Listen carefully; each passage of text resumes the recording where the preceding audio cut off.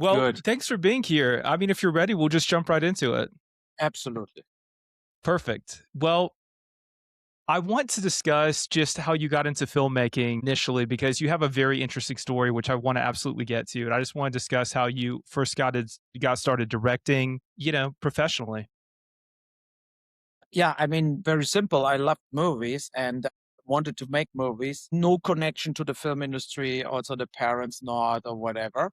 And then I started at that time Super 8 millimeter, and then later like SVHS, Betamax, like this video formats.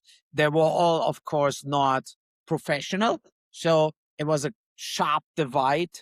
If you didn't have Beta SP, you were out of the business. So you basically all the hobby filmmakers like me at that point, you did things you could basically show to your friends, but not really get anywhere. But I stick with it, and I met in school Frank Lustig, my partner, where I did the first movies with. And I think it always helps to be with friends or with like at least one friend in my case, where you fire yourself up. Where you're like, okay, we want to do it, we do it, so that you kick you kick yourself in the butt, but he kicks yourself in the butt too. And so you basically keep doing with stuff. And we did a few like beginning stuff. We did a documentary on hobby VHS about a retirement home. And I did a VHS documentary about boxing, the boxing club I went to. So, and that was all never, I just put it today, actually, the boxing docu, what is funny after 30 years or whatever, I put it today on YouTube. So on YouTube, on my channel, people can watch it. And that's the thing. It's like, so you do something what you know you cannot sell, you cannot make money. Then I tried to get into the film schools. And in Germany at that point was only 2 film schools. So I was a guest listener in Munich at the film school. They didn't took me. So I was able to go to like some student films and whatever, like working a little with them. And then I went back to Cologne, studied literature. And Frank Lustig, my partner, studied communication science, communication. So whatever. And we said, look, if we don't make a movie now, like a real movie, we will never make a movie. And then we did German Fright movie.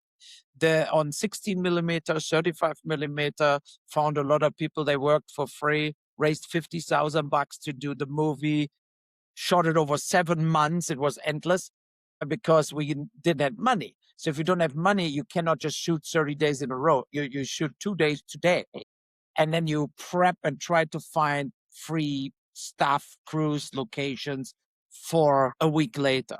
So, but that was the beginning.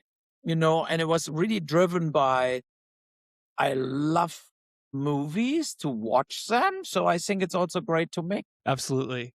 No, it's very fascinating because I've been following your career since at least the early 2000s. And in my opinion, a lot of directors, they make movies that don't withstand the test of time. And your movies, whether people love them or debate them, attack them, they get screened, debated, remembered. And I'm wondering, is that its own kind of success that you're so polarizing? Yes.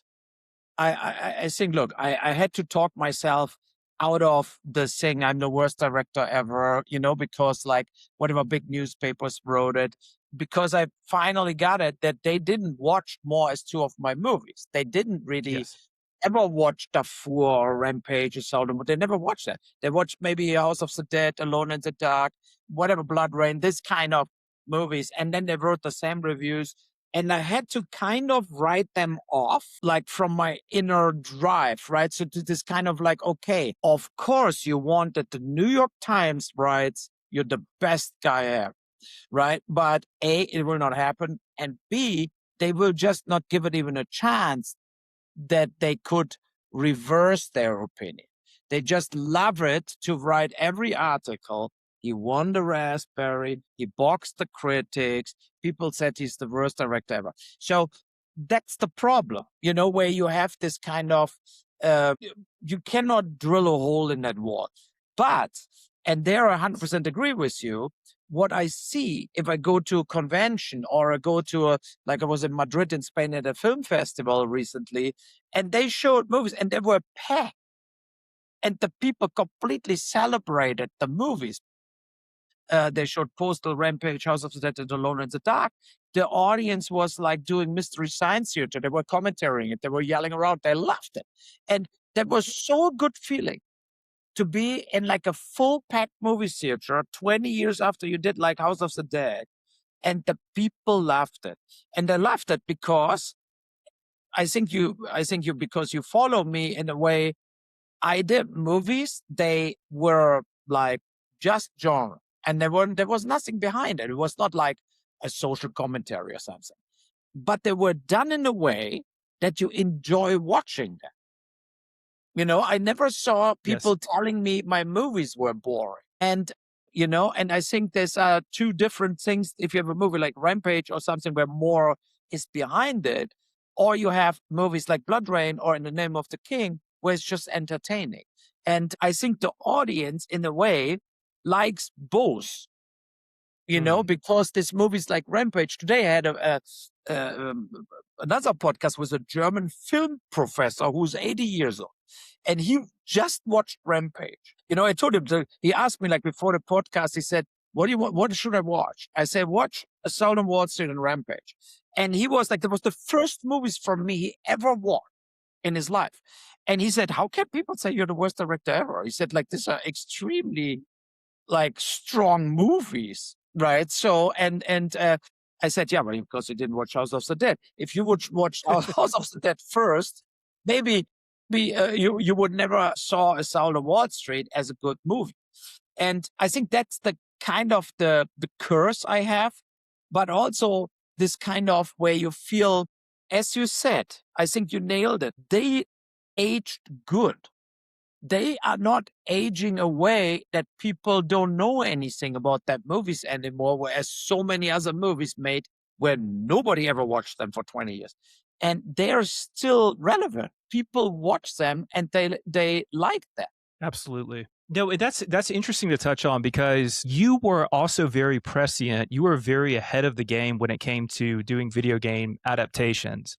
And I think you're seeing this grow in popularity, this notion. I mean, at the time, at least from my purview, you were directly competing against Resident Evil at a certain point. You were truly, truly ahead. Okay, so let's just get to it. BloodRayne, Far Cry, Alone in the Dark, House of the Dead.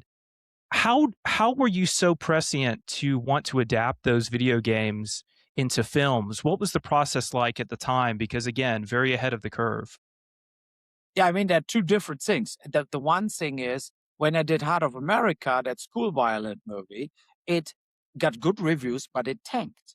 And I tried to raise money from private investors for movies. So now I had nothing to basically tell them we should do more like this, right? So, Mhm. and then I got this Heart of House of the Dead project. I jumped on it based on I liked video games in a way in arcades at that point. You know, when at that time I was playing Asteroid or Pong or like really simple games. It was not really developed at that time, and most of House of the Dead games were in arcades. And when they came with this, I felt, okay, I like zombie movies. I like George R. Romero's Dawn of the Dead and so on. Why I shouldn't do this? And then I did it. And besides the bad reviews, it made profit. It made money. So now this investor said, look, if you want more money, you have to acquire more video games. You have to make Mm. video game based movies.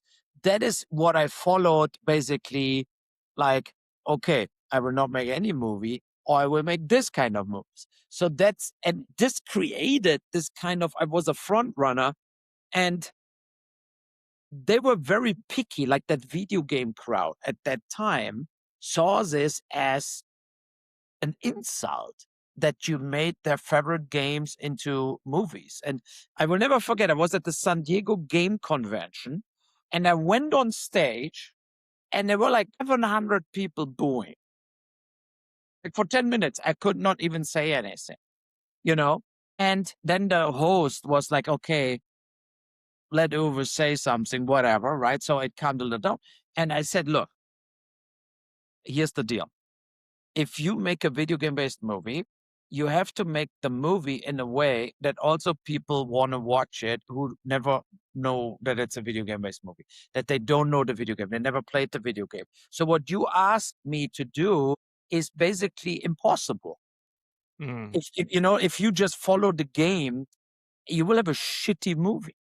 mm, So there will be no true story, and so that was the problem at the point. And the funny thing was then when I went off the stage, tons of people came wanted my signature on the DVD or something. They said, "Okay, I didn't heard your voices when I was standing there. It looked like there's not one person in that room who doesn't want to lynch me here." Yeah.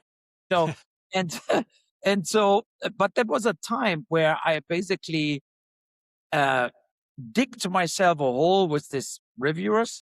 And I think a lot of people jumped on it because it was cool to bash Uwe Boll, but at the same time, I saw that movies like getting actually distributed worldwide, like in Argentina, in Russia, in China, they were playing everywhere. And so I felt, okay, so that's what I always wanted to do. Movies who the whole world watches. That's the point where I'm not sad with it. Also, when people ask me now, like, did you regret this? No, I don't regret any of my movies. I think every movie has a spot, and I'm proud of the movie. I'm proud of A House of the Dead, and because I think it was an overdrive action zombie movie, what mm. was campy and sexy and crazy.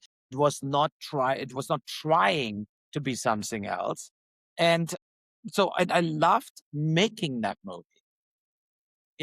That's also a I thing. What do. a lot of directors, they're so driven by their reputation and image that they kind of cave in this kind of, oh, I can never do it. I destroy my Vanity Fair review, whatever. And I'm not like this. It's like I love making movies. It's like that's what's the fun part is to actually make something. And so I could never sit there for 4 or 5 years thinking about making a movie or developing hundreds of projects and never do it. I like actually physically making the movie. So, Absolutely. And as I say, they stand on their own. And when we segue to the present, it's really interesting because I think you're keeping this tradition of doing things that are both exciting, controversial, all of the above. You have Citizen Vigilante coming in 2026 with Armie Hammer, and I would like to know all about this film and just get your take on it directly. yeah, June 19th comes out in the US and Canada. And I felt like Armie Hammer was canceled injustice. I felt like after 3, 4 years, and then I saw him in a talk show, he talked about everything, and I felt, okay, so he's young, he's full of energy, he's a good actor, right? So you feel like, how can that guy, how they can they really think that he's not allowed to ever work again? That's insane. And I needed a strong guy, young Mel Gibson, young Bruce Willis, whatever, and he is that. He was 37 when we shot the film. I think so. Contacted him with Instagram because he had no agent. Everybody dumped him. And I said, look, I believe you can play this guy. And it's this kind of equalizer, John Wick, kind of vigilante, but also a little falling down, death wish, this kind of where you will be a character who, in a way, incorrect justice, but you're also kind of shady. So it's like, I told him, like, you're not a superhero. You're more this kind of where the audience say, is he going too far now? Is that like, oh, that's harsh, right? So, and funny enough, tomorrow we have another screening with the German rating board because they said that movie should not allow to play.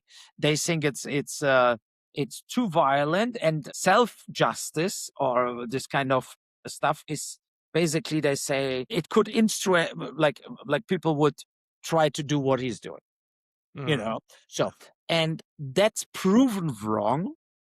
I did all my life movies about amok runs from Out of America to my German movie Run Amok to Rampage. And I mean, the idea that video games or violent movies getting blamed for actually people doing violent acts, that's a great idea to blame somebody. but it's not true.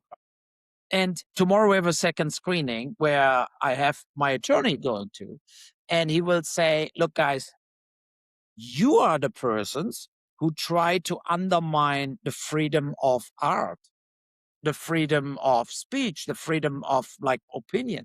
So, and that's not your job, especially now where everybody can watch on social media, like live killings, like that's the whole rating system is kind of absurd.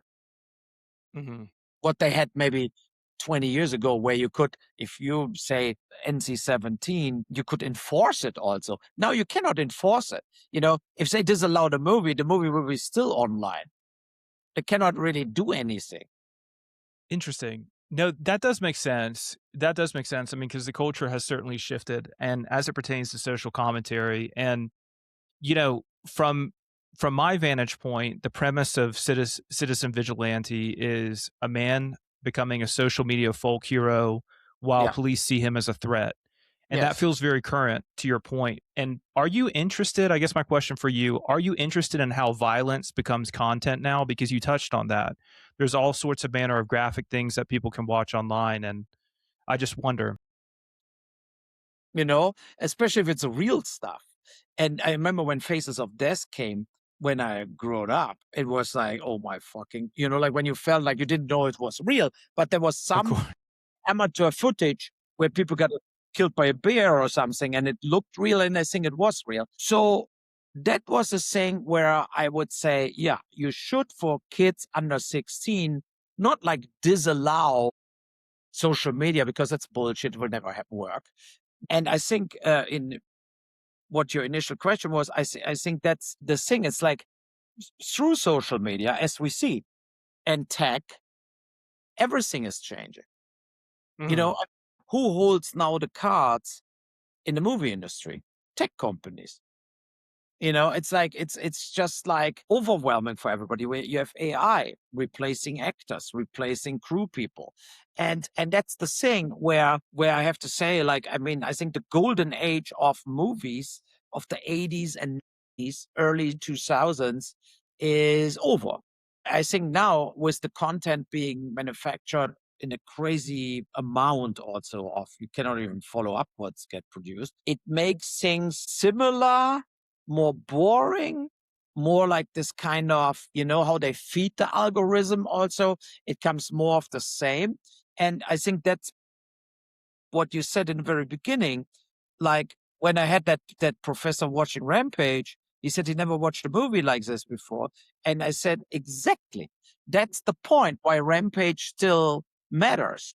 Because people would never do a movie like this. They would say, no, you cannot do that. He has to get like catched. They have to police, whatever. Like they would say, tell the police story parallel. And I felt no, and I think that makes Rampage special or Postal, what is also would never get done now. Like if you have a script like Postal, you would not get the actors like J.K. Simmons, whatever, all this like the agents would say, you cannot do that movie. It's the end of your career.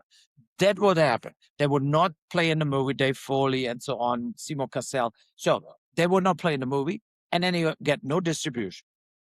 They would say like, oh, if we release that movie, we're toast. Like, so, you know, and that's bad. That's all very bad, but that's the reason that the algorithm or the tech companies should not take over completely. Well, that's sensible. That's sensible. That actually that ties into my next point because we're speaking about controversy in particular, do you think filmmakers as a whole are too afraid to touch politically explosive subjects directly?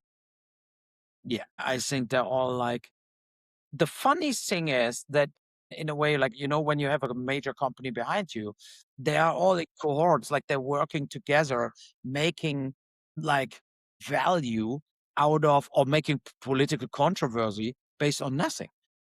And you watch the movie, you think, oh, okay, what was now here really the hurtful thing? I mean, and I feel like filmmakers have normally the job to also hurt the feelings of the audience or some audience where they say, that should not be allowed. You cannot do this. That's ridiculous. And I think that's the job of a filmmaker, the job of a writer, and the job of a podcaster too, to do things where you know people will disagree with, and you confront them with something, and you say, look, and that is, I think, where art or movies or whatever, books, everything is there to blow this stupidity over. To say like, look, no, you're an idiot. You need to look at this from a totally different perspective. So, and I feel that as for me as a filmmaker, when I do more of my political movies, I want to do things they are different, and I feel like that's really like up to par to Clockwork Orange, where it was Mm, also like a great movie, where it was very like unconventional, but also very hard to watch because there mm, was no person in that whole movie you like, mm-hmm. you know? But this kind of movies are never getting done. I mean, think about the movies now. They're all like, a Nora, whatever. They're not bad movies. There are a lot of good movies, but they don't really matter on the history of the world or something. They're just like little clips here and there where some directors, they get the money from the streamer or whatever, then they make the movie, and then they do a PR campaign like this is an important subject matter or something. I see what you're saying. I see what you're saying. Kind of deriving more value than necessary from some of these pieces. In other words, we're having a lot less controversy for the right reasons, or perhaps it's really interesting because I guess let me take a step back for a second. Your films were absolutely, to your point, more than controversial. They were touching on subjects, they were broaching subjects that were impactful, whether it be, political, what have you. But I do feel like the films today, if we can just touch on this briefly, do not maintain that same sense of impact. And so I'd like for you to touch on that a bit further. Sorry if that was a bit of a confusing question, but No, the no. films today are certainly nowhere near as controversial as they used to be. And I would like to hear you expound on that just a little bit. Yeah, I think about the Deer Hunter or Apocalypse Now or Taxi Driver. Raging Bull based on Jake LaMotta. So, I mean, I'm very much a fan of the old Oliver Stone, Martin Scorsese, this kind of Mm, work. And because they all mattered and they were all reflections of the life they were in, you know, and they were hurtful for also the population, showing, for example, in the Deer Hunter, like Michael Cimino, like whoever came back from Vietnam was fucked up. mm, That happened there. You get fucked up in that crazy war where you don't even know why you're here. You got mhm. drafted and you don't even get it, like that you do any difference here or whatever. You have no clue how that should end. And then comes the order, okay, we retreated. Right. So then you're back in America and you're like, 2 years of my life gone. I saw tons of people die. I did horrible things. So, and now they think I'm a carpenter again. Like so. I And do. movies matter. It's not like everything all at once, whatever, or Moonlight or this kind of movie that matter. Mhm. But when you retreat, you lose all kind of. So we have basically that Yes. insanity in front of us, but we don't make the movies about it. It's That's like so what you true. see, like there is not. Tell me one movie you have like Mark Wahlberg, Lone Survivor, another hero story. But where is that movie about Afghanistan with Hollywood Mm, stuff? What shows like Catch 22 was, or Deer Hunter, or Apocalypse Now, how totally fucked up that thing was. It, you right. know. No, that's exactly what I was touching upon. I mean, you said it yourself. In many ways, the film industry is afraid to tackle the more, perhaps, what they would consider controversial plot points, but you're absolutely right. You're absolutely right. Yeah. And it's like what really matters, where you feel like there are movies that were like more up to the point of what's happening. That I felt in general in that in the aftermath of the Vietnam War and Woodstock and all of this. Then came that generation of filmmakers out who were angry That new Hollywood, this kind of Scorsese, Oliver Stone, also even in the beginning, Spielberg, George Lucas, this kind of people, they developed out of this and they made like unforgettable movies, where you had also Don Siegel, Sam Peckinpah, this kind of people. John Carpenter came up in the horror genre, but they all had this character and they all had this kind of don't you feel that's a filmmaker who puts his ideas also out there. Now, when I watch, like nobody knows directors anymore. Also, in a way, it's like when you feel like when I see in Cannes, this directors who in that competition. I mean, I never heard about them. Like, I just don't know who these people are. I never watched a movie of them, and I cannot even recognize anything. And then, like, one movie gets then hyped up and get bought, whatever. But they're not like they're just kind of like subsidized kind of movies where you feel okay, but what that guy did before or where he comes from, even all that Asian directors or something. I mean, I don't know John Woo, or Ang Lee, like the older ones now. But they Mhm. had that you could recognize an Ang Lee movie, you could totally see that's not John Woo, that's Ang Lee, right? So, and they did Mhm. various movies, they had an impact. And now you have people that are getting totally hyped up and they win the Golden Palm or the Venice thing, and you never hear about them again. They're completely disappearing after. And they were like this one hit wonders where the movie was not a hit, but it got a lot of prizes, you Mhm. know. And that's another thing that you need this kind of, and that is what the streamers hate. The streamers, they want to control the filmmaker. They don't want David Lynch. Like what they don't want this kind of people. They want people they kind of like follow our lead here, and they just do Mhm. what they told to do, and to spit the product out they wrote with AI in a Mhm. way. So that's very bad. I don't know how this all ends, how the people react, but I have to say something negative about actors. I think most of the actors, they say they are about the content, but they're basically about their career. And they Mhm. basically do everything as long they get the paycheck.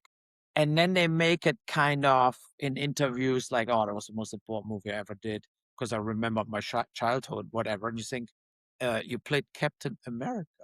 Like, we feel like, what the fuck is wrong with you? But that's the problem. The problem is all this kind of movies, then they have so much advertising power behind it. So they do like this round tables and they have Robert Downey Jr. talking about Iron Man, and they all know it's total bullshit and a money grab. But they have to do then the Vanity Fair questionnaire, whatever. They have to act like that's the most important thing I ever did. And then like, no, you didn't. You have to say to Robert Downey Jr., you did Natural Born Killers. That was a good movie. And now you just take 20 million bucks off the table to play total bullshit. So, and I mean, they should be at least honest about it, you know? I do. No, I do. I do. And this is perfect for you to elaborate on because we can agree now that the age of the auteur director is dead. We can agree that everything does seem to have an agenda beyond the art itself. So let's get your opinion on AI because you touched on that. Where is this all going, in your opinion? Yeah, I see the good and the bad side, right? So when it comes to film, yeah, AI will make VFX cheaper, like special effects, it will make it cheaper. But of course, they will produce whole movies just AI without humans. All of this will happen. The question is, will that movies getting real distribution or not, or just be on YouTube? And Mhm. it will cost a lot of jobs in the industry. You don't need extras anymore. If you Mhm. have your 4 or 5 actors there, the army in the back, you don't need extras. You just basically put the army in the back later in it. Nobody will get the difference. So that's the thing of AI. But I think also AI will be used heavily in a negative way from especially the studios and the streamers in regards of You send a script, boom, it goes through the reader, right? And the AI Right. reader knows only they get fed, like they're like, that are all expensive, the movies that were successful. So now the AI reader is tainted. They will not, like, if Mulholland Drive comes in or Twin Peaks or whatever, this kind of stranger stuff, what turned into classics, the AI will pass on it. They would say, no, that Interesting. movie will not, like, don't do it. So, and so, but that's one of the reasons too, why we see so many movies that kind of the same, or you have the feeling like, especially in TV series too, where you have the feeling that could be already written by AI. And so AI will cost jobs.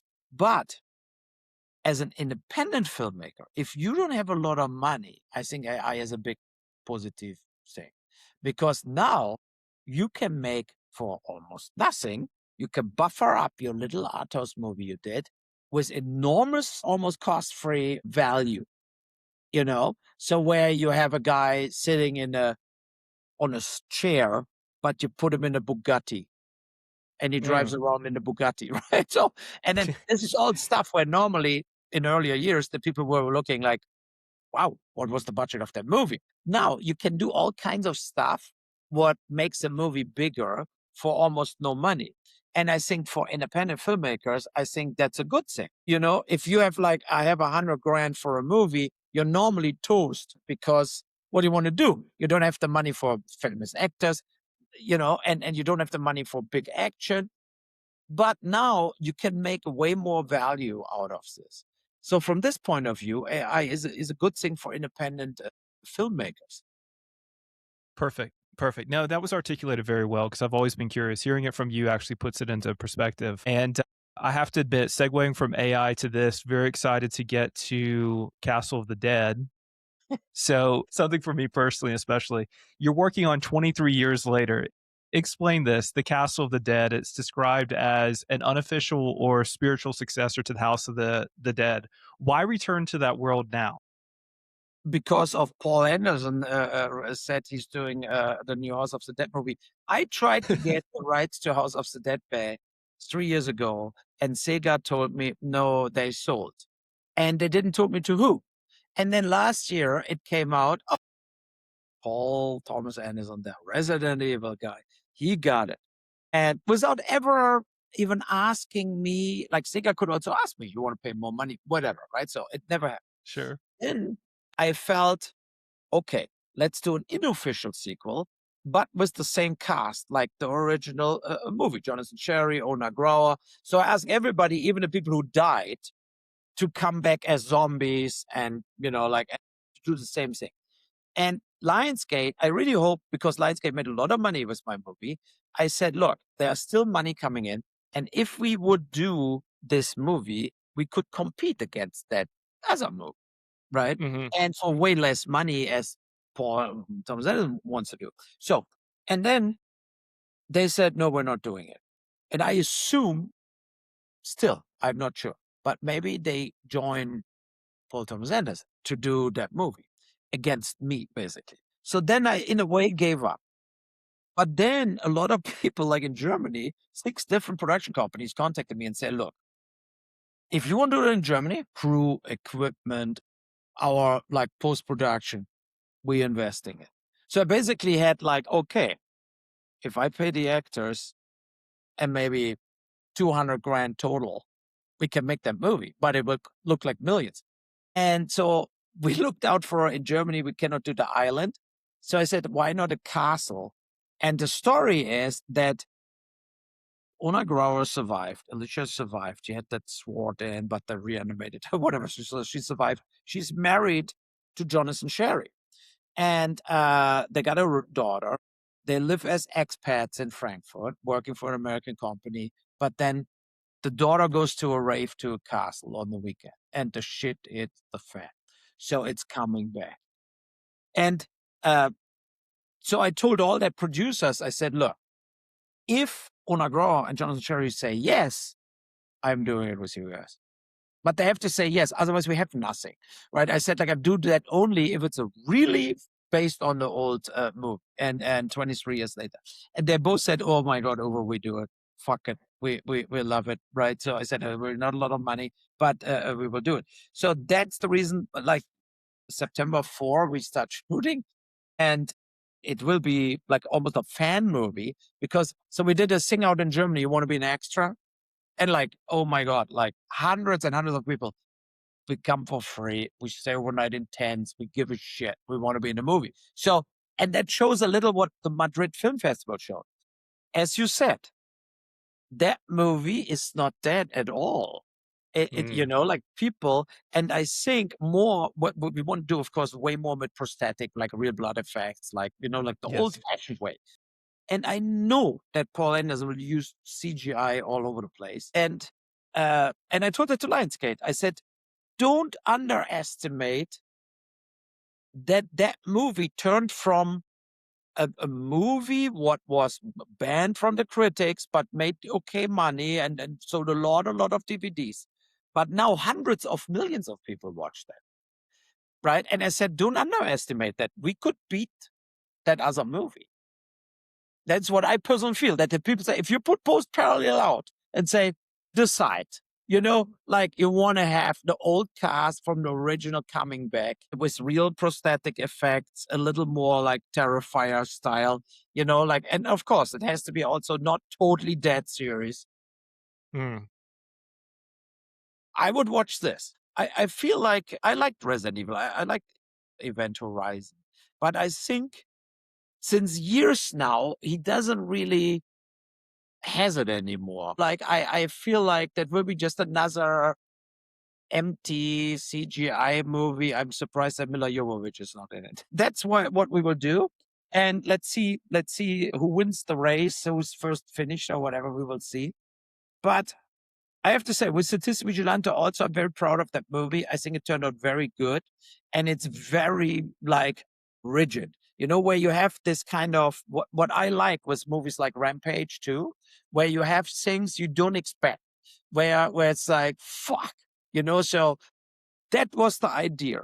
And because I felt also the last Equalizer or the last John Wick, I don't like them anymore. They're like, you know, like they're now superheroes. They're like Marvel characters. And I like it more rough, where you have this kind of like, you know, there's a scene in, for example, people like young kids, they don't buy a ticket in a bus. So they just go in and tell the driver he could fuck off. I'm not paying the bus ticket.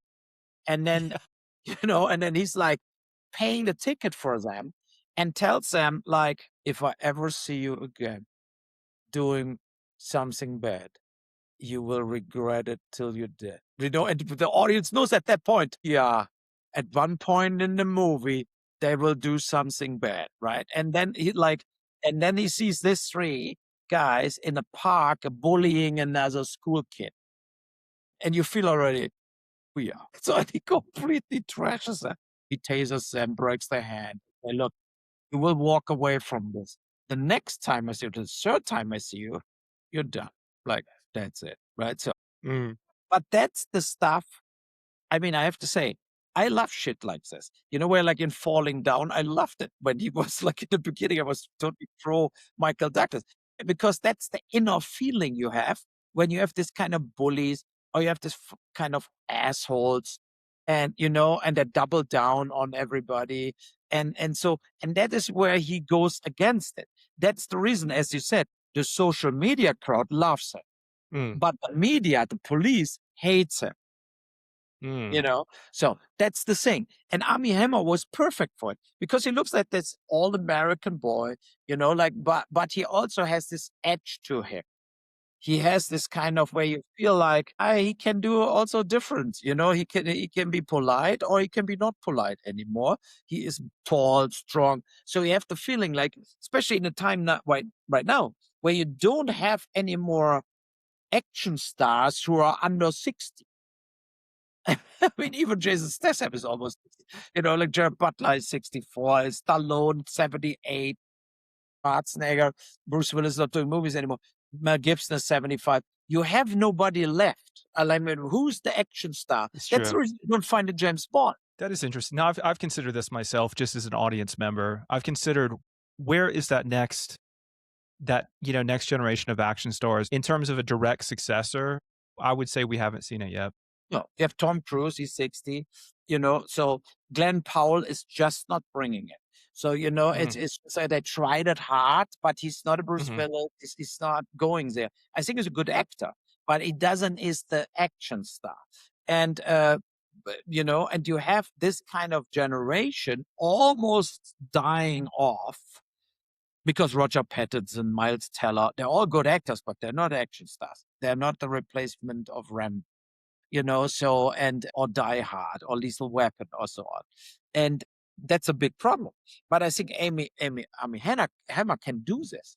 He is mm. like this kind of, he can be slick, but he has the body, he has the acting skills, he has the physically appearance. He could be the perfect James Bond, actually, you know? So, but of course, they still don't want to hire him for James Bond. 100% they will not hire him because of this. That's the thing where that was the reason I felt let's come back, let's give him a shot. And he did various movies now, but he never played the lead. So my movie Mm. is really where he carries the movie, and that's is what it should be, and not like playing a little side plot somewhere. And I told him, like, you need to. So next week you will see. Next week there comes the trailer, there comes the poster. So there's Excellent. a campaign planned. There's a good PR agency on it. He will go into interviews. All of this in the next 3 weeks, and because we also said in times like today, you cannot afford to make 2 months early. You have to do the advertising, and then the movie has to come out, right? So, Of course. and I booked some theaters. I don't know, LA, New York. I hope a few other cities, but it will be day to day everywhere to watch. So, and I really feel like I see a lot of traffic online. People will watch that movie. I think the movie will work. And of course, it's not like making $100 million. It's impossible. But I think for this genre crowd, they waiting for something like this. They will say, no, today it's R-rated, harder stuff, and I want to enjoy it. So, it's not this kind of PG or PG-13 stuff. It is hard, but in a way, a good way to be hard. Like I love movies who are edgy and, where you have something, and only like to, because you talked about the movies, like, look, Seven, Usual Suspects, Silence of the Lambs. Where is all this stuff? I Requiem completely for a agree, yes. Dream, whatever. And when you see now also the movies, I don't even know was nominated for the Oscar this recently. In a way, I forgot it already. So that's the thing. It's like it's so unimportant what gets hyped up, and the audience feels it. That's the reason the box office goes down. That's the reason for stuff. The audience feels it. Is that a movie I really have to watch? Or is it just like a bullshit campaign where they want me that I go and watch it? Absolutely. Well, anybody who's logical can see that we've really peaked as it pertains to, the cinema of old. The 90s and 2000s unfortunately are not coming back. No. Nostalgia be damned. Yeah. And, it's just where we are as a society culturally. I don't have so much of a perspective on it just because I'm not in the industry, but certainly I see that in fashion. But with respect to the film industry, I certainly trust your judgment on it. It's unfortunate, but I think you're bringing something fresh to the table, and I'm excited about it. And I know a lot of my friends are as well. So, No, you know, that's yeah. And I mean that's the same where I feel like I have kind of a little positive push. Like there's in Netherlands, they show Run now in the movie theaters. My movie I did was Amanda Plummer. In Germany, it comes out now. The good thing is that I like to make movies, so it's a lot of movies. And at the same time, like a Dutch festival invited 4 movies, also House of the Dead again. Um, I think at least this kind of more genre festival people, they now opening back up to me. And that's a positive feeling because for 5, 6, almost 10 years, I had the feeling, okay, there's not one festival invite coming. I had the feeling like it was this kind of, okay, we got rid of, you know? mm, And then the movie lovers came back, not the reviewers or the industry. It came really like this kind of more people asked for podcasts, more people came and said, look, I love that film. In the US, they bring now out my very first movies. It's a company who just bought it from me. They will bring out German Fried movie, Partial Murder they bring out Run Amok, Boxing Doku, and Wild Eye Releasing. So they will bring out these films the first semester, like a comedy, then subtitled, but they bring out that movies. And recently we sold Stoic again, Rampage again. So they were all coming out in media books. In Germany, the same. So it's kind of a wave starting where you have the feeling, especially in the US and in Europe, where they say, we think we can sell Rampage again, like this kind of, and that's good. That's very good. There's a timelessness. There's a timelessness. There's no denying that. And really that brings us to our final question, which is, what is the one movie that you've directed in particular that you think people should revisit in 2026? Yeah, I mean, my it's a very complicated question because I have so many movies, right? But I would say the biggest cult movies I did with the biggest fans is Rampage and Postal. So these are the two where I think I have the most kind of cult following.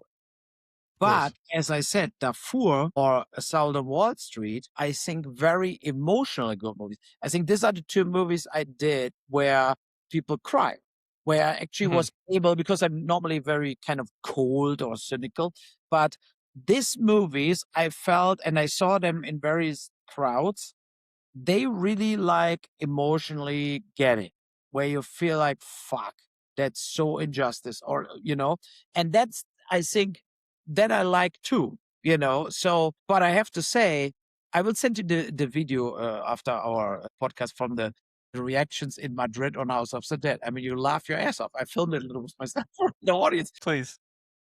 But from the fun part, besides Postal, the House of the Dead is definitely up the list. It's kind of where people say, "Don't go in that room, you fucking idiot," and they're all yelling around. And it's yeah, I think that puts people together in a crowd where they then enjoy. And nobody says that any movie has to be like breaking the ways from last from trios. You don't need every movie to be so heavy on stuff.